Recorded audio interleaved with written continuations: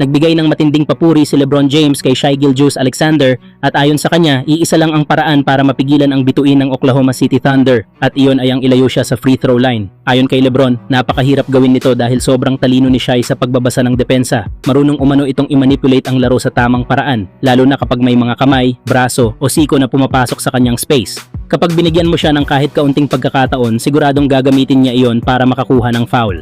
Ikinumpara rin ni LeBron ang estilo ni Shai kay James Harden noong kanyang dominanting mga taon sa Houston Rockets.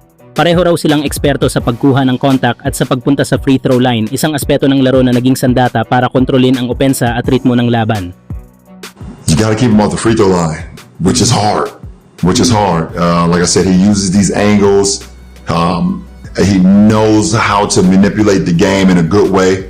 You know, he knows what to do, what not to do. He's always looking for hands and arms and elbows if you're in his space. That's just our game right now. You got to respect it. It's the James Harden, how James was when James was dominant in Houston. So sa ngayon, malinaw na bahagi na ito ng modernong NBA, kung saan ang mga elite scorers ay hindi lang umaasa sa shooting o drives, kundi pati sa basketball IQ at foul drawing ability. At sa kaso ni Shai, isa ito sa mga dahilan kung bakit patuloy siyang nagiging banta gabi-gabi laban sa kahit anong depensa. Kayo mga idol, anong masasabi nyo? Tama ba si LeBron na ang susi laban kay Shai ay ang pag-iwas sa fouls? O may ibang paraan pa para mapabagal ang isa sa pinakamainit na scorer ng liga ngayon?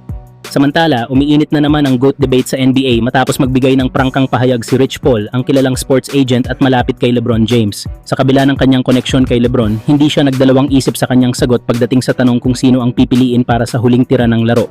Ayon kay Rich Paul, kung iisang last shot lang ang pag-uusapan, pipiliin niya si Michael Jordan. Walang tanong-tanong. Isang linyang agad umagaw ng atensyon ng mga fans at nagpaingay sa social media. Nako, wala na talagang mami-misinterpret dito dahil si Rich Paul na mismo ang nagsabi. Isang matapang na pahayag lalo na't siya ang taong matagal nang nakatayo sa likod ni LeBron sa buong karera nito. If I want the single last shot, I'm taking Michael Jordan. Right. No question about it. Sa paliwanag, hindi naman nito binababa ang halaga ni LeBron bilang isa sa pinakadakilang manlalaro sa kasaysayan ng NBA. Sa halip, binibigyang diin lang ni Rich Paul ang reputasyon ni Michael Jordan pagdating sa clutch moments, ang kakayahang mag-deliver kapag huling tira na at nakasalalay ang lahat. Para kay Paul, ibang klase ang mentality at killer instinct ni MJ sa ganitong sitwasyon.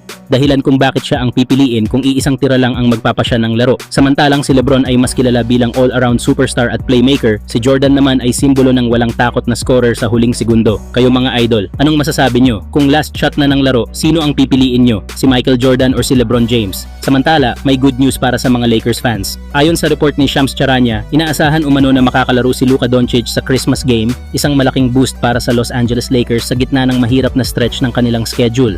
Dagdag pa sa ulat, sumasailalim si Luka sa isang workout ngayong araw, indikasyon na maayos ang takbo ng kanyang kondisyon.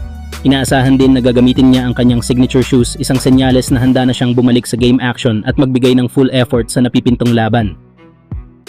Malika, Luka Doncic is expected to play on Christmas Day against the Houston Rockets. I'm told he's undergoing a workout today. As long as that goes smooth for him, he will return to the lineup and debut his new signature shoe on Thursday. Okay, so we got... Malaking tulong nga ang pagbabalik ni Luka para sa Lakers, lalo na't kahapon lamang ay natambakan sila ng Phoenix Suns. Kailangan ng kuponan ng spark at offensive stability at alam ng lahat kung gaano kalaki ang epekto ni Luka sa opensa, mula sa playmaking hanggang sa clutch scoring.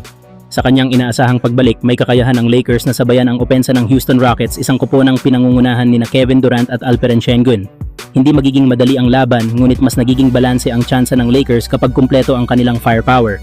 Gayunpaman, para manalo ang Lakers, malinaw na kailangan nilang palakasin ang kanilang depensa.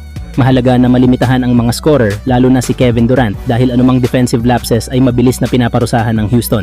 Kayo mga idol, anong masasabi nyo? Makakatulong ba agad ang pagbabalik ni Luka para maibangon ang Lakers sa Christmas game o depensa pa rin ang magiging susi sa panalo? Boy, a lot of contact there. Still puts it in. Look like two different Spurs hit him. Yeah, he wanted this one right here. We've been